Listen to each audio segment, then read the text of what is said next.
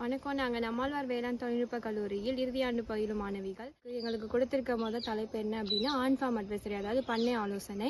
நாங்கள் எங்கள் வேளாண் கல்லூரியில் உள்ள தென்னந்தோப்பையும் மாமரத்தோப்பையும் இப்போ தேர்வு செஞ்சுருக்கோம். அதில் ஒரு 300 தென்னை மரத்தையும் 200 மாமரங்களையும் தேர்வு செய்து ஊட்டச்சத்து குறைபாடுகளை பூர்த்தி செய்ய போகிறோம்.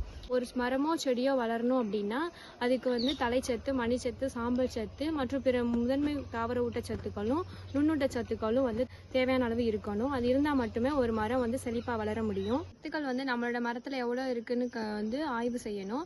அதுக்கு முதல்ல மண் மாதிரியை எடுத்து அதை ஆய்வகத்தில் பரிசோதனைக்கு கொடுக்கணும்.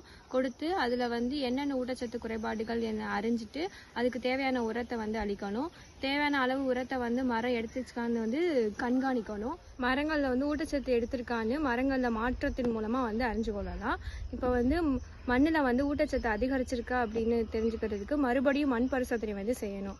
இதே மாதிரி ஒவ்வொரு விவசாயியும் அவங்க வயல்ல உள்ள மண்ணை பரிசோதனை செய்து உரத்தை கொடுத்தோம் அப்படின்னா அதிக மகசூல் கிடைக்கும். அடுத்தடுத்த வீடியோக்களில் இன்னும் இதை பற்றி விரிவாக உங்களோட பகிர்ந்து கொள்கிறோம். நன்றி.